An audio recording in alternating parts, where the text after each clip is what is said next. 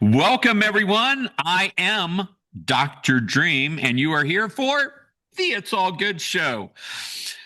I got to tell you, this is one of the absolute treats of my life is to host the It's All Good show, because I get to invite whoever I want, and pretty much you can guarantee that some of the finest people that I know and I've had contact with, I want to have on and to have conversations with.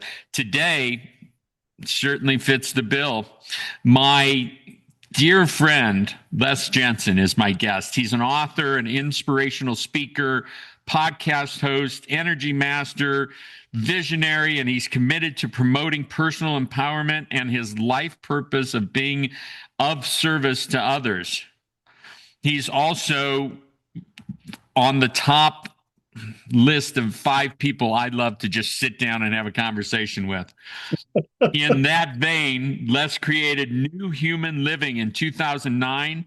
He hosts the New Human Living Global Spiritual Podcast, sharing insightful conversations with guests who are shaping the future of human consciousness. I have been a guest on that show twice, so that's pretty cool. His latest book is called Forgiven Sinner, God's Last Savior. It was published in July 2018. His other books include Citizen King, The New Age of Power, and Personal Power Fundamentals. He's got newhumanliving.com and lesjensen.com. And now, off script for the rest of this broadcast, Les, welcome to the It's All Good show. I'm super excited to have you here. Well, thank you. I'm super excited to be here. It's a delight. Now, I will always go back to that 3-hour conversation we had in your house a year ago. Was it? I don't know when it was. Time is whatever the hell time is. But I love my conversations with you, and invariably I walk away or hang up or end the Zoom thinking that's one hell of a guy there. And sometimes, and I wouldn't admit this to a lot of people, but sometimes in our conversations, I'm like, oh, damn, this is way above my pay grade. So I have no idea where today's going to go. I know that you're all about high vibe and frequency and just all the goods. So where do you want to start? What do you got for us? What's itching to get out? Well, first of all, thank you for the kind words. I did not see myself walking the path I've walked in this lifetime at all. I didn't see my life unfolding the way it has. I started off in television broadcasting, and there's a real curious aspect to working in television, and that was working with these really big-ass, high-power television transmitters. Would make 1 million watts of power 24/7. Our power bill was over $7,000 a month, and we did this by using 32,000 volt power supplies, really big power supplies. Wow. And they'll smoke your ass the nanosecond they can and drop you like a rock. And I don't have any formal education past high school, and I'm standing in front of this beast, and I'm like, what's going on inside of this thing? How is it that whatever's happening in this appliance is delivering these pictures to everybody in our city of coverage? And that didn't it took me a year or two to wrap my noggin around what exactly is power, but I didn't understand it's a real component in my life until later on. As a, I was about 35 years old and I got cracked open. And what do I mean by that? I had I had been wrestling with reality, so to speak, and I had put myself on a shrink's couch. And this one particular episode, the psychiatrist is like, "Well, Les, come on, let's talk about anger." And I'm anger, Ma. I don't get angry. I don't have a problem with anger. I never show anger. This is pointless. He goes, "Come on, Les, come on, Les. I'm safe. You're safe. We're safe here. Now I want you to show me your anger." And he put out his hand. He said, "Push on my hand." And man, in that moment, some magical valve deep inside of me opened up, and this huge volume of energy is flowing out of my psyche like a volcano, just exactly like pushing the go button on a transmitter. Whoosh, and all this power is flowing out of the facility. And I remember thinking, what the hell? Wait, whoa. Who are you? I'm metaphorically talking to the anger. I'm like, what the hell? What are you all about? And the anger was like, I don't care. Well, I don't care. Think of me what you will. That anger had no skin in the game. And it really cleaned my clock as far as how has so much energy, raw energy, been in my life for decades, and I haven't been aware of it. How is it that anger, in hindsight, anger was a decisive, very powerful emotion in my life, and I was clueless. I was clueless that anger, I was anger's bitch. It was reaching over the steering wheel like and controlling. All my thoughts were based in the avoidance of anger, which made me a doormat. And I tell you, that episode right there, it changed my life like a flipping bug in the windshield. Tell us what that shift. Did people around you notice that you had changed? Was it just you that noticed everything was different? How did it manifest? Well, I saw reality different. Pardon my voice. The way I perceived the room I was in changed. In other words, the by dramatically shifting an immense amount of energy out of my psyche, how I experienced reality changed. How I viewed my world around me changed. And I didn't understand it for a long time. But it started a trajectory, a life path for me that I really didn't see it coming. Had you talked to me before that event, I would have been really locked down with my view of the world. I'm a TV engineer. I'm a father. I'm going to work in TV my whole life, and that's it. I can see. No, I can't. No, I I thought that I could see my life, but in reality, my life path, as my soul had perceived it, was much bigger than my ego had even thought of.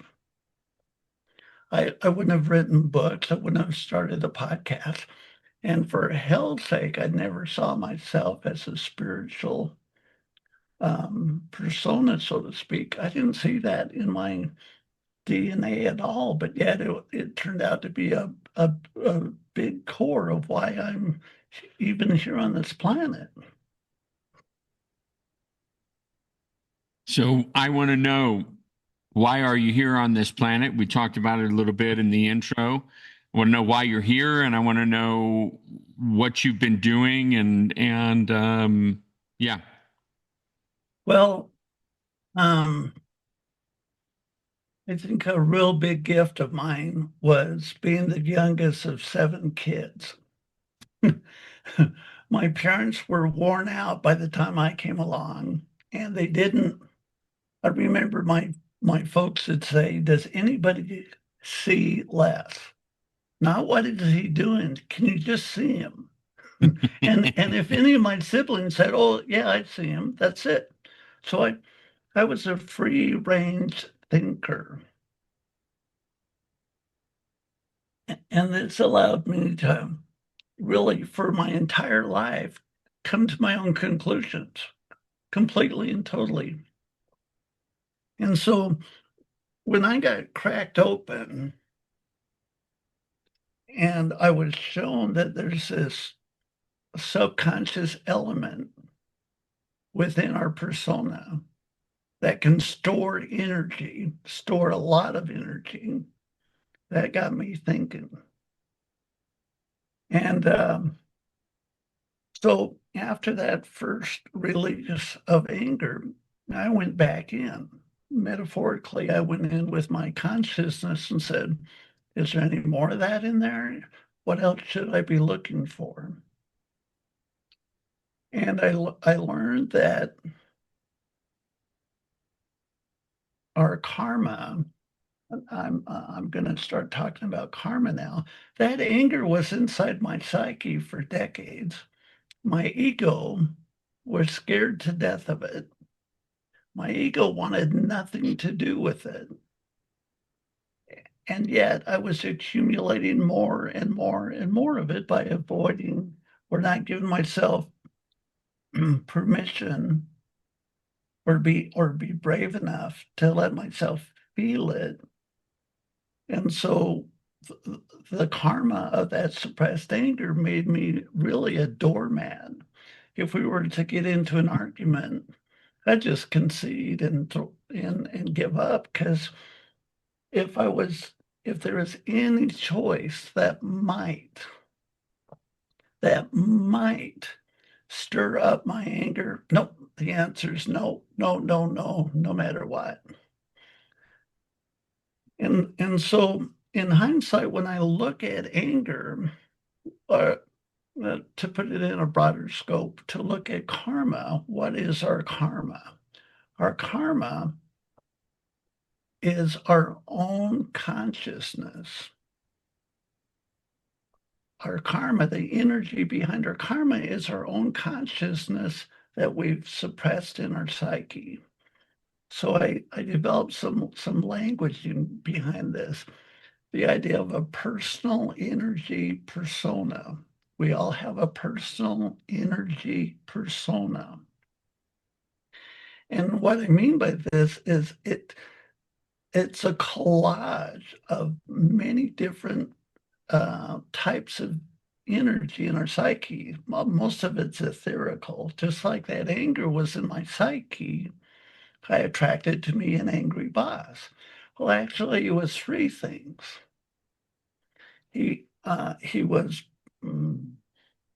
he was mean, malicious, but he was also my angel. I think he was one of the biggest soul contracts I had in this lifetime, because I'd go into work every day and he'd poke my buttons. My anger would get stirred up. And I'd go in the next day and my anger would get stirred up.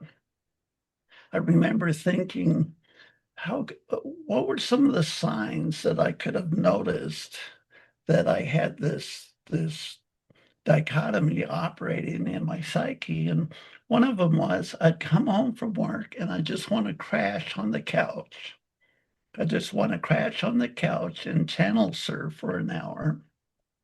So my energy would subside. So fast forward, it's been 30, 35 years since then. I call it scrubbing my psyche, scrubbing my personal energy persona. What I do is I take my mind, my consciousness, and I scan this realm of energy, physical and non-physical. And there's a texture or a density to your karma.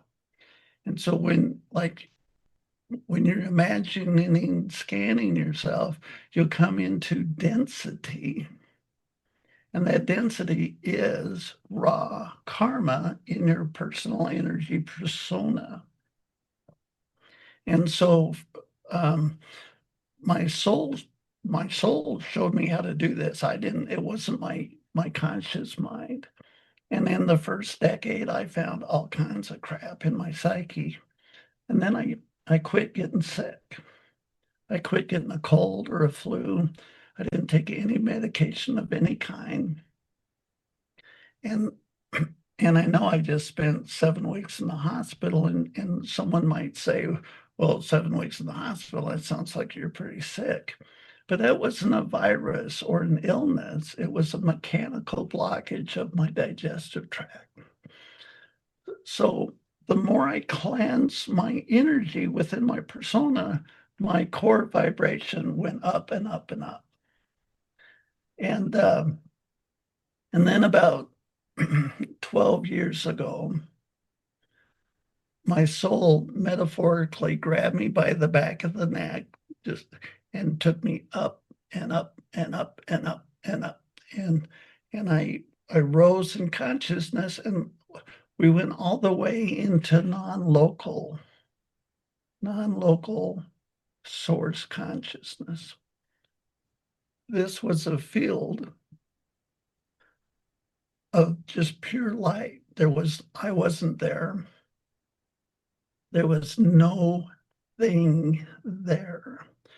There was no time. It was just pure consciousness. And so I'm in this realm of pure white light. And I don't know how much Earth time I was there. I eventually came back out of that and into my traditional consciousness. And I think my soul chose to do that for me, to show me the scale of human consciousness. When a soul is first born out of the metaphorical oven, if you haven't incarnated yet, you don't have any preference. You don't even know what ice cream or chocolate is. And you come down into physical form, and you bump up against reality, and then you start to posture. You start to posture with reality, and that posturing is what creates a standing wave inside of our psyche. Just like I postured with the feeling of anger, and I decided it was a very dangerous emotion in my family. It was a dangerous emotion in my family of origin because my dad was a World War II vet. And if anybody triggered his anger, the whole rodeo was in question. And so I learned at a very early age, if anybody sets off dad, I don't like the fear I see in my siblings and in my mother's face. So I installed subconsciously a mechanism to posture with the feeling of anger, and I started accumulating it.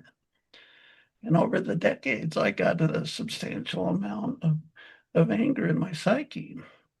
This started showing up as I was getting ulcers. I started having digestive tract problems. And after that release in the psychiatrist's office, all those symptoms went away. So like I mentioned, after that episode, I created a daily practice. It's really all through the day kind of a practice where I go inside my psyche and I look for density of energy. And when I find that, I cleanse it and work it out and release it, if that makes sense. How do you do that? I mean, so these are these dense pockets. What in practical terms for What? somebody listening to this, what how Sure, would you describe it? sure. Um, well, what you can do is you can imagine. So if my body is where my karma is, if I go a little bit above my head and I create like a round sphere of white light with my imagination, just my imagination, and I bring it down through my psyche, I'll feel that like my shoulder has some density to it. So what do I do when I feel that density? I want to zero in on it with my consciousness. So I give it a texture. What does that feel like? Well, it feels like wet towels. Feels like there's wet towels laying on my arm. And so with my consciousness, I go into that wet towel and I give it all of my attention, and that softens it. You can imagine like caked mud on your arm, and that's your karma. And your mind is this water that softens it over time. Now, I would find like I had some stuff in my hips, and it took me. I'd come across it every day for years, and I couldn't wash it away. It was there for a very long time. It was there for years, but I that didn't stop me when I would do this. I call it a conscious body scan or a conscious persona scan. And when I found a dense energy, and like I said, I had some in my hip that I'd see it every day, and I'm sitting there giving it my attention, trying to get it to loosen up and soften. And then eventually, over really years, it eventually went away. So if you think of when we posture, when we create karma, we're posturing and we're pushing down, we're rejecting an aspect of life. Well, the energy, the sensation of what that would feel like, in other words, all the times I would have got angry, I never felt the anger. I didn't feel the anger, but the anger was there. And so it's like your karma is you're saving the experiences you've avoided till later. So if I look at that anger in my consciousness, I could think of it as a fuel. It's a fuel of my consciousness from my past. And so when I go in and I do a conscious body scan, I'm taking my real time now consciousness and I'm looking to burn off the fuel of my past. And what is it? What's my karma? It's my consciousness from my past that I have not experienced. And so when I go in and I find it in my psyche and I loosen it up and it opens up and releases, it's revealing the feeling I would have had I not postured with it, if that makes sense. Do you ever need to identify what that density is? Like, oh, that's the time that I was kind of a jerk to Sally Lou at the prom, or that, I mean, and then is it all this life? Is it some past life stuff? It, it, it's both. It's this life and past life. And what'll happen is over time, it gets a density to it, and it's more of a sludge than it is. It might have several different emotions behind it, but um, I was thinking about this interview earlier today, and it's like I'm going to talk about I'm going into my psyche and I'm sorting the house and doing all this stuff. I'm not psychic in the sense that I can see things, but my psychic ability is in the feeling of it. But I don't really care as to the why. So I'll give you an example. So I'm 35 years past that getting cracked open on the shrink's couch. And I found it was like a small cantaloupe or a big grapefruit down in my belly. And this is etherically in my psyche. It's like a really hard ball. So when you come across this energy in your psyche, the harder it is, the more energy is behind it. So if it's like concrete or steel, that's pay dirt. That's the stuff that's really going to pay off. And so I worked on that ball for 4 months. For 4 months, I'm working on it and I'm working on it. It's showing me no sign of budging, but I don't care. And so it finally popped. And when it popped, all the energy inside of that came out. And I actually ended up vomiting several times from the release of that energy. So imagine it's 10 lives ago and the king wants to control the population and you stand up and tell everybody the king's full of crap. And the king wants to make an example of you and he throws you in the dungeon and locks you there and you're just gonna starve to death over months. And so the despair of that lifetime, you can feel really bloated, you can feel really numb. And if you don't process all of that and then you die, some of that is still in your psyche. And so what this process does is you're basically going through your Akashic records, which is your past. Your Akashic records are an energetic memory or recording of everything that you haven't processed. And so to take your real-time now consciousness and scrub your psyche over and over again, you're going to find these episodes from your past that left this dormant, heavy energy in your persona. And then you work on it and release it. And I tell you what, I feel so lucid and really wide open energetically. I think I don't think I've worked through 100% of my stuff, but I think I've cleaned out my psyche pretty well. And I think I'm bumping up against the collective subconscious within my own persona. And so I'm finding this energy doesn't really have the feeling of just me on it, but it's certainly dense and it's certainly perceivable by me. And so I've started to work on that. So as I can perceive it, I think I'm changing my relationship with the collective consciousness. And the feeling I get is I will be able to transcend a lot of collective agreements as far as reality and physics and how things are supposed to work. As I discharge and release that energy out of my psyche, my connection with the collective will soften, if that makes sense. Yeah, it does. But and just for clarity again, you're just working on these dense energies. You're really unaware of what they are. Yeah, I really of what don't. They're connected to. I don't care what they are. I just know it's dense energy in my psyche, and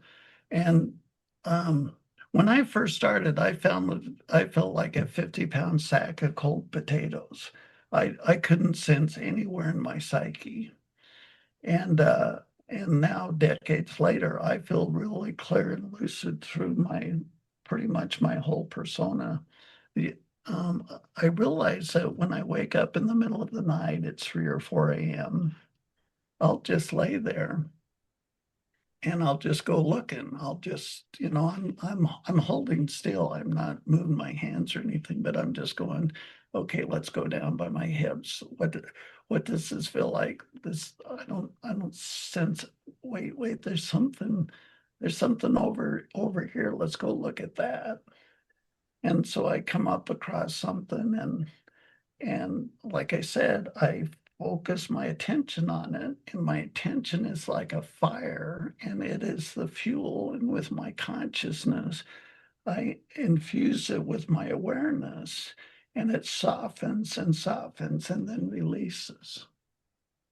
So, in practical terms, what do you notice then? Like you do 4 months and you finally clear that effing ball of energy out and Yes, everything. Then what do you damn thing. notice? What do you notice in your day to day reality? It's like, are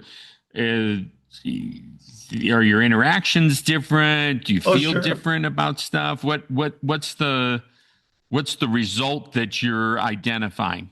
Obviously, you're not a 50-pound bag of potatoes. Was that an Idaho comment? All right, go ahead. I used to haul sprinkler pipe and buck hay in Ashton, Idaho. I drove through Pocatello all the time. So you know. Um, well, how does it change? Before, when I'd get upset, I might be upset for hours or even days. Like coming home from work, I'd sit on the couch and it'd take me about an hour to get things to settle back down. All of that's gone. When I have an emotional event, I see it as a messenger. In when that anger was leaving my psyche, and I said, "Who the hell are you?" And the anger's like, "I don't care. I mean, your relationship with me is up to you." I realize that this is going to sound jacked up. All your emotional problems have nothing to do with your emotions.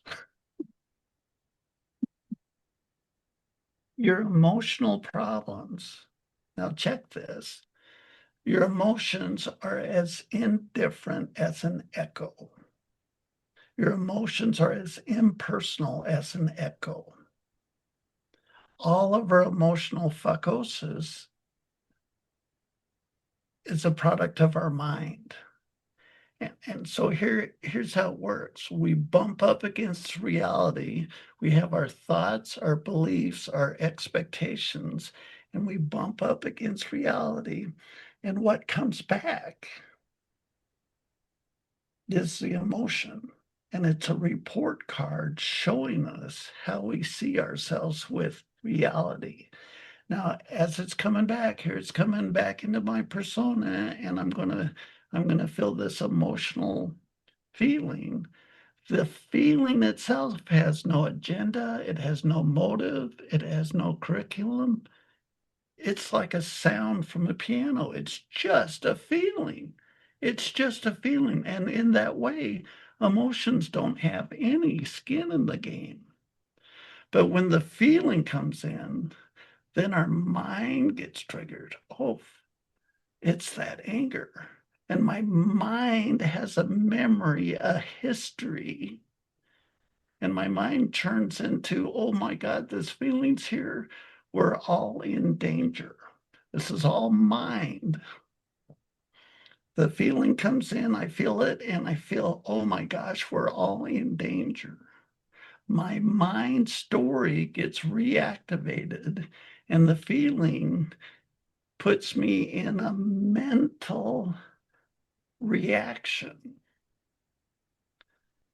The actual feeling itself doesn't have any skin in the game at all. Just like that anger leaving, it's like, I don't care. Oh, think of me what you will. So when the emotion comes, when an emotion lights up in us, all of our issues with our emotions is from our mind. And so that first time I allowed myself to feel anger, I didn't have any history with it. I didn't know what to do with it. and I never would have chosen to go feel that on my own.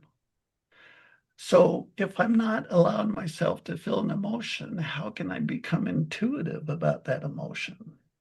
And so by turning around and going back in and finding more anger, now I'm having an experience with it, and now I can become intuitive with it. That never could have happened if I had avoided it the whole time, like I had for decades previously in my life. And so, you know, anger Anger is really cool. Anger is the coolest damn emotion. The Zen Buddhist, you should never show anger. It's the rock that burns the person that holds it. Bullshit. I mean, when you feel anger, it's your messenger saying, hey, wait, time out. Time out. Something's amiss here. So your relationship with what's going on, you're not honoring yourself here in some way. So the anger is, first of all, raising the flag, going, reality check, reality check. And then when you see what's wrong, anger is this powerful, kick ass energy. Here's the problem, and here's the energy to take care of it. Anger is a very powerful mechanism.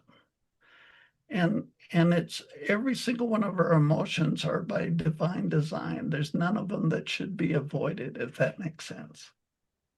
So, Les, I have this secret magical power where I can just jump into your emotional body. What do I find?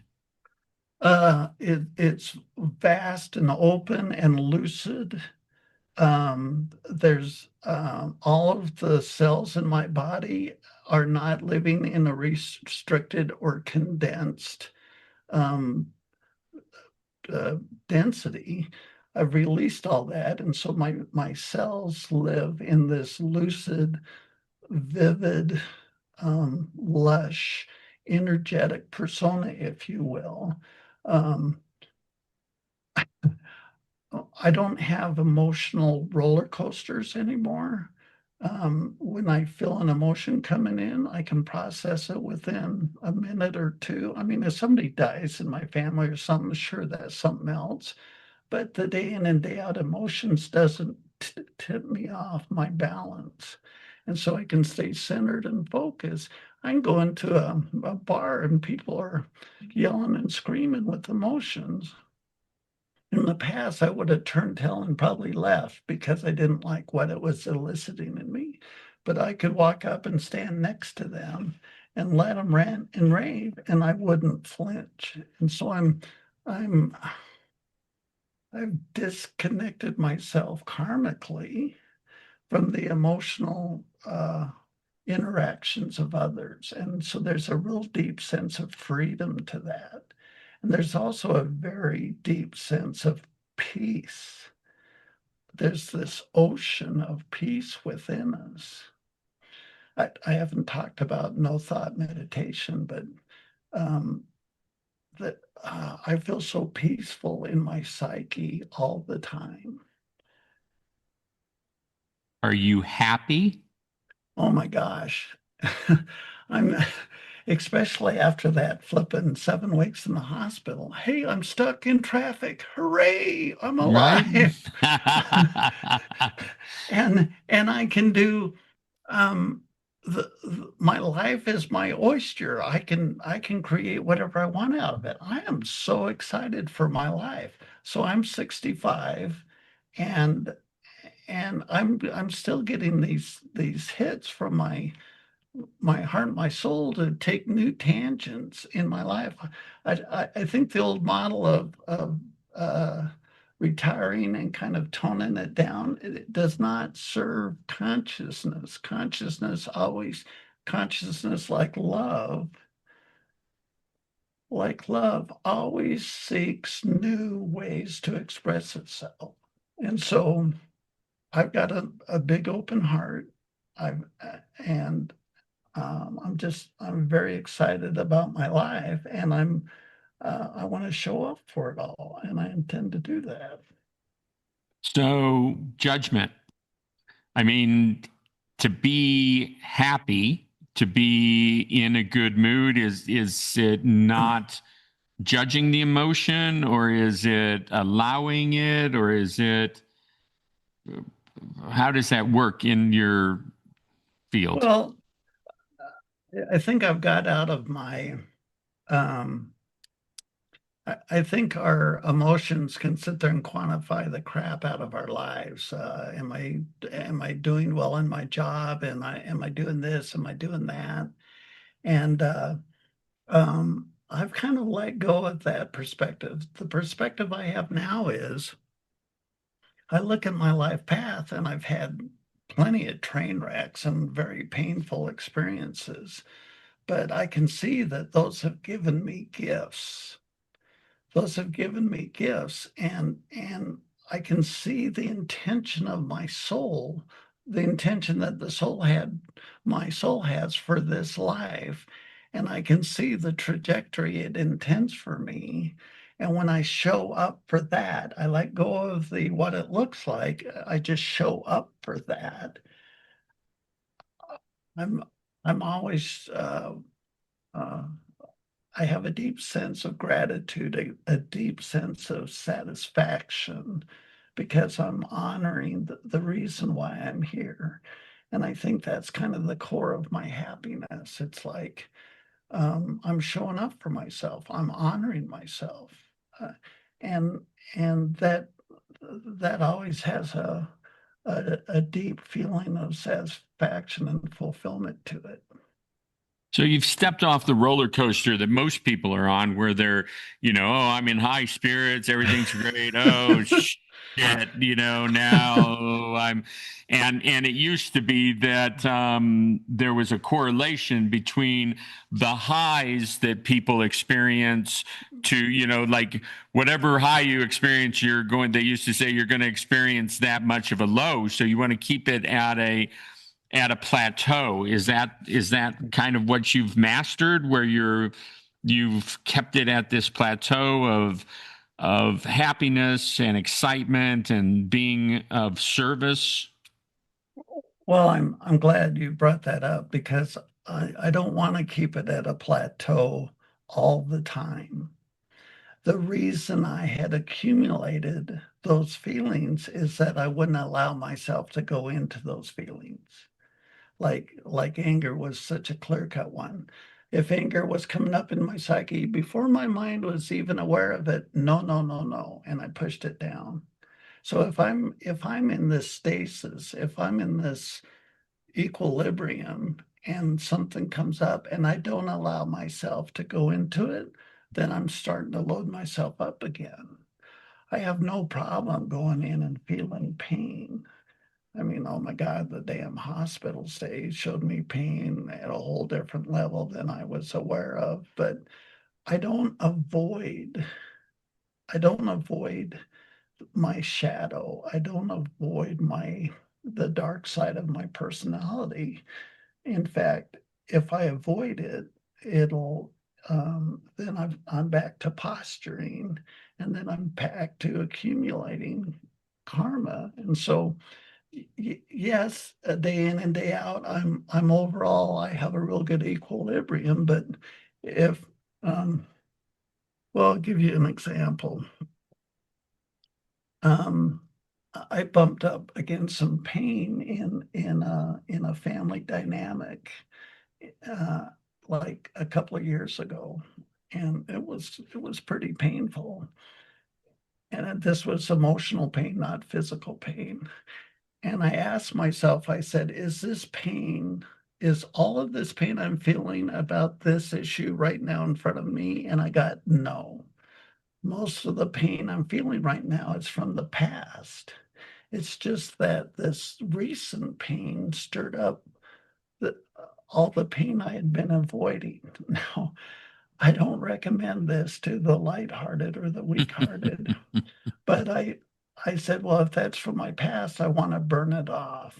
And so I turned and faced the pain, and I walked into the pain, and I let it have its way with me. And oh my God, it felt like I was chained to the ground. How long did it last? Um, the actual pain, going through the pain was probably a couple of hours, but it took me a week to come to a place, what should I say, come back towards a sense of normal. And it took me weeks after that. But it was like I was chained to the ground and this hot molten lava slowly engulfed my body. And so I'm feeling this immense amount of pain in my psyche and it's burning out of me. Remember, I'm taking my consciousness and I'm burning it out.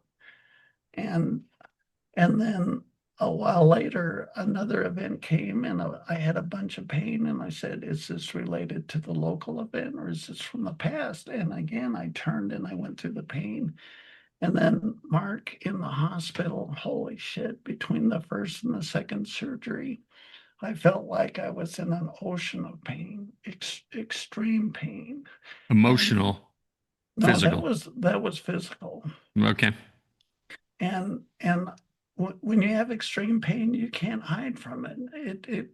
It burns through your psyche like a wildfire, and it doesn't ask your permission. I mean, and and it was very tough to get through that. But my relationship, as a consequence from this, my relationship to pain has changed considerably. I think. And I can totally understand it. When you have a little kid and they fall and they scrape their knee and they're bawling their heads off, you want to swoop down and make it better. Let's get the pain out of your life. But but if you're avoiding pain over a very long period of time, which I think is the vast majority of humanity, I promise you, you're accumulating pain in your psyche and your painful events are much more pronounced than they would typically be had you processed pain as it came along and didn't accumulate as you proceeded through your life, if that makes sense. Absolutely. 7 weeks in the hospital this year. It was more than challenging for you. Did you get out of it unscathed? Um, it was a Phoenix experience. It reset me to zero. I remember when I came home, I thought, I'm a shell. I'm empty of who I was. And I thought, well, I need to reconstitute myself. And my higher self is like, no, no, no, no, no. Time out. Stop, stop. You have reached zero. Stay in zero. I'm like, what? And it's like, look, stay in the emptiness. Just stay in the emptiness and learn to live there. And I got out in April, and here we are in October, and I've been really looking very carefully about how I um, carry myself, conduct myself. I don't want a bunch of background narratives. I don't want life in the fast brain. There's this really still.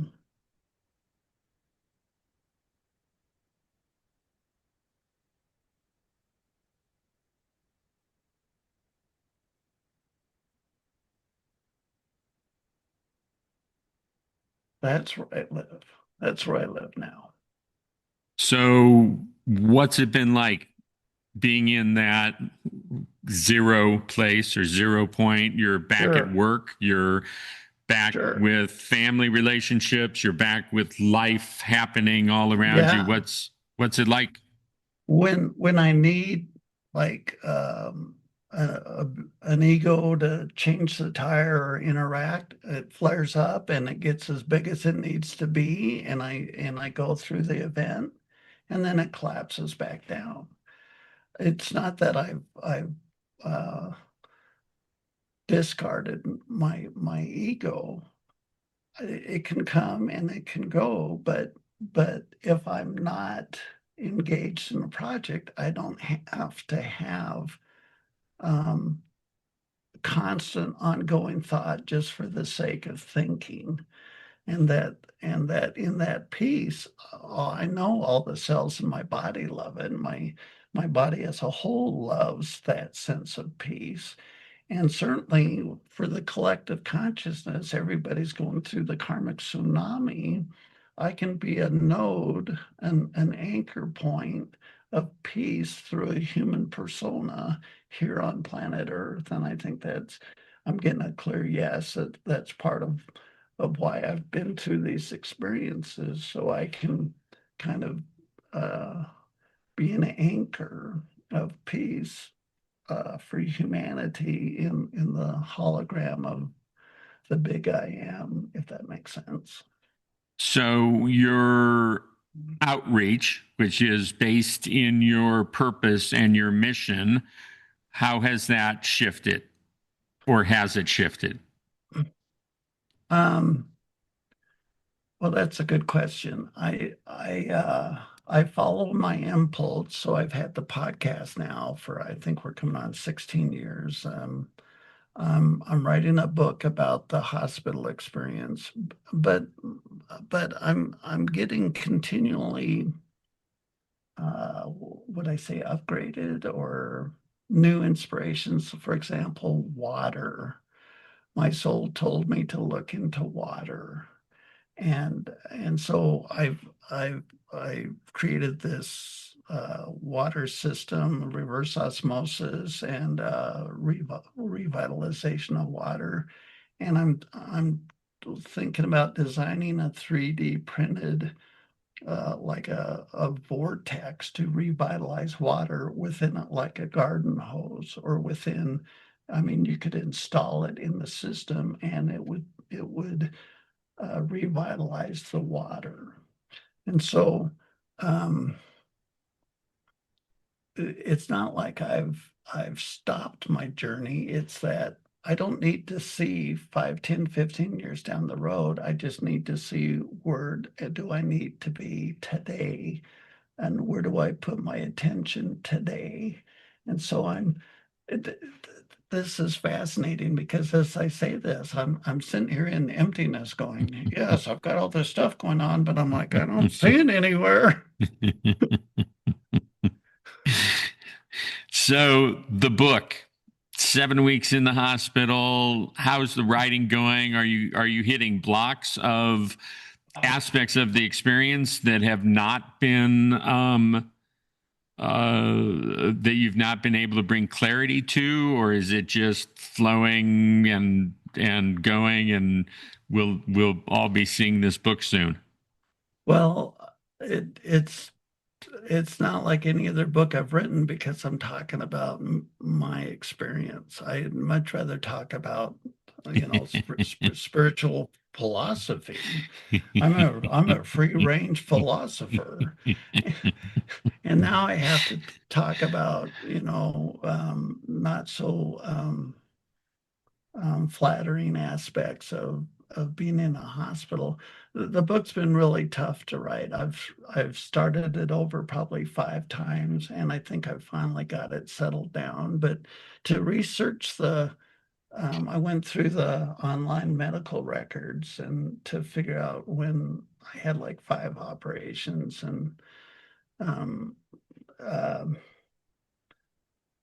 it took me a while to piece it all together, and because I'd talk to people and they'd say, "Did you ever think about suicide, or did you ever think about?" I'm like, "No," but there was a point um, after the first surgery. All these About an hour or two later, I don't. Time is a weird thing to remember in a hospital, but all these people come in and they're working on me like a crash cart, where you see in the movies they roll up a body and they're just working on them, and I'm watching my body flopping around, and I'm like, is this the last moments I have with my life? Is this game over? And I've kind of looked at the history of my life, and like the anger of my father taught me resiliency and tenacity and determination. And those certainly were key aspects that helped me get through my stay in the hospital. And so I'm appreciating my life up to this moment, it's showing me how I prepared myself to go through, and I went through that. I didn't see it coming. I went through cold turkey, 7 weeks in the hospital, and after 5 weeks, you're effing bad shit crazy. I mean, no, I mean climbing the walls crazy. Yeah. But week 6 and 7, it's like an abandonment of hope. It's a whole different kind of um, you just I gave up. I gave up ever knowing when I was going to go home because some of the medical staff had come in and go, "You're looking pretty good. You're going to go home." And I talked to the doctor like, "Oh no, we got crap going on." And after weeks and weeks and weeks of no definitive answer, you just have to say, I give up. I give up any hope of knowing when I'm going to go home. And that was really tough. So you have spoken about your relationship with reality changing. What about your personal relationships, people that you work with, family members, other? How did those shift? Um, from the hospital, Yeah. I saw how much support I had. Um, um, because when you're laying in the bed, nothing happens unless somebody else decides it. It's not like I sat there and called people. People came. My family came. My brother drove like 1,400 miles because to come and see me in the hospital, and um, it I just have a real appreciation. I mean, it was demonstrated to me that um, when I could do nothing for these people did everything for me by showing up. And I really, I came to value that at a deeper level. I don't think I was conscious of it until it was displayed to me through that ordeal, if that makes sense. Sure, it does. So today, Les Jensen, 65 years old, survived 7 weeks in the hospital, in addition to the bigger picture of surviving 65 years, of this planet and this reality. What's your updated message for humanity? What's that nugget that you have for all of us that you're going to share right now that's just going to change everything for anyone that hears it? No pressure. You decide when you stop growing yourself. You decide when you stop growing yourself. Now, now, when you're in a hospital bed for 7 weeks, 100% of your muscles lose all their strength. 100% of your muscles lose all your strength. So they let me out of the hospital, and I get home, and there's a flight of stairs. And oh my God, I felt like I was dragging bags of concrete to go up the stairs. It was extremely difficult. It was very hard. So I was pretty much on my own for physical therapy, and I started going on hikes. There's a story to this. And I walked a very thin line, but I walked a very thin line. So I realized my recovery will be wherever I settle. So maybe I was at this level of strength or whatever, and I got crashed to zero. I can stop short of that. I can go back to that, but I can go past it. So I decide when my growth stops, right? Where I settle for myself. Now in physical strength, working on those farms in Ashton, I was a strong guy, and all that got erased. The strength of myself, that history got erased to zero. So uh, uh, every weekend I went hiking here in Colorado, And Mark, I tell you what, I don't know who the F came up with this idea. I think it was my soul. Um, it said, it said, hike a 14er, a 14,000 foot mountain. Right, right. And, uh, and I'd been hiking like 300 vertical feet, which is like nothing in mountains around here. And I hadn't hiked anything more than 300 vertical feet. So I found Mount Bierstadt, which is about an hour out of Denver. The trailhead starts at 11,000 feet and you go up 2,800 feet to 14,000 feet. Well, I left early in the morning. I get to the trailhead. Did you go alone? I went alone, and I get the car says it's 34 degrees outside. And I'm dressed just like I'm dressed now, jeans, socks, hiking boots. I had a pullover and I brought a windbreaker. And that 34 degrees was the warmest that day was going to get for me. And Whoa. I go start hiking up this mountain. So I've got 2,800 vertical feet to cover in 3.5 miles. And I ran out of gas right off the top. Holy shit. Oh my God, I ran out of gas. I was so wiped out, and I'd barely scratched the hike. And I thought, and leading up to the hike, a few days before the hike, I saw on the news somebody had to be airlifted off that's the very same mountain from altitude sickness.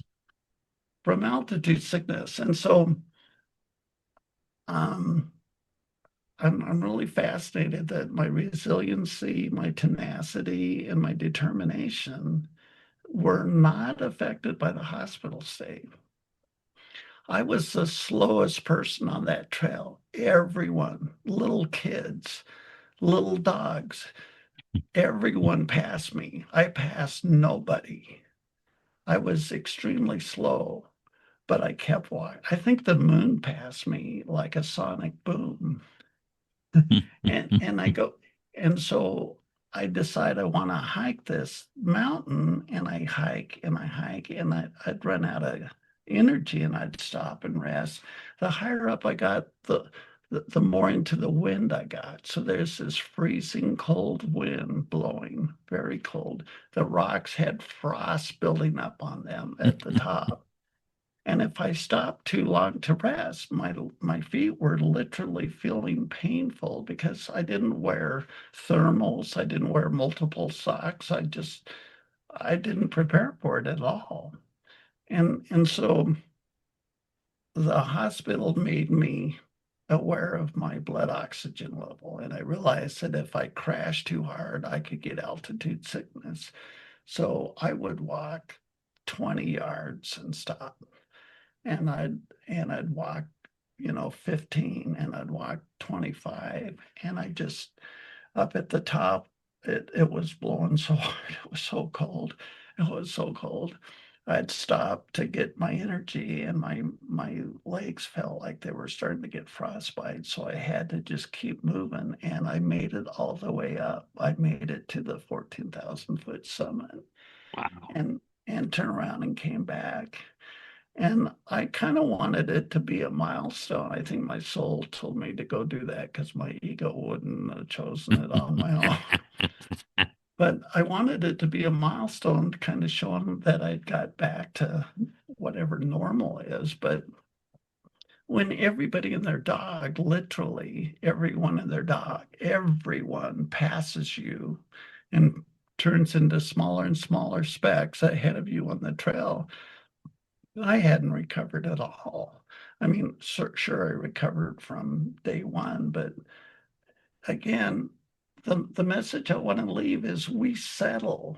We've found some kind of a equilibrium in our life, and we've settled for that. But that is by no means a fixed barrier of any kind.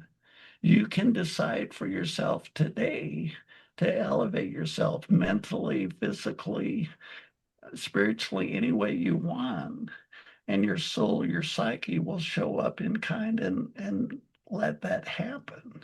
I think we kind of fall into a norm, an equilibrium of sorts of comfort, and we don't ever question our lives again. And I'm just saying, you can look at your life and make new decisions at any time during your life to elevate your status, your stature with yourself, not for anyone else, just for you, if that makes sense. It does absolutely make sense. Les, you are an inspiration. Another wonderful conversation with you that gives me deep insights to process and apply to my own life and existence. I am forever in gratitude for our friendship and really appreciate your soul, the tenacity of your being, whatever it is that kept you here, because you're a valuable person for humanity, and it's a treat to have you on the It's All Good show. I want to thank you. Well, I don't want to call you I don't want to call you Dr. Dream. I want to call you Dr. Love, because you are a vessel of the divine. I have witnessed you embodying love. I don't know how many people on the planet I can say that to, but for you, I'd just say it without hesitation. I have observed you over the many years we've known each other, and you're not afraid of love. You show up for love. You become a vessel, a conduit for love, and you do that with such grace and sincerity that I already know you've touched hundreds and hundreds of people. So you, Dr. Love, I'm so glad you're walking around on the planet. And I celebrate you, and I'm excited to see where we both go really in these coming decades of our lives, because I think we're both been kind of awakened to this much bigger idea of who each of us is, and we're willing to honor that and show up for that. And that's always a powerful dynamic. So thank you. Thank you, Les. I don't look for validation, but to be seen by you means the world to me. Again, thank you so much for being my guest, Yeah. and looking forward to more time with you. Yes. Amen. Likewise. Thank you so much.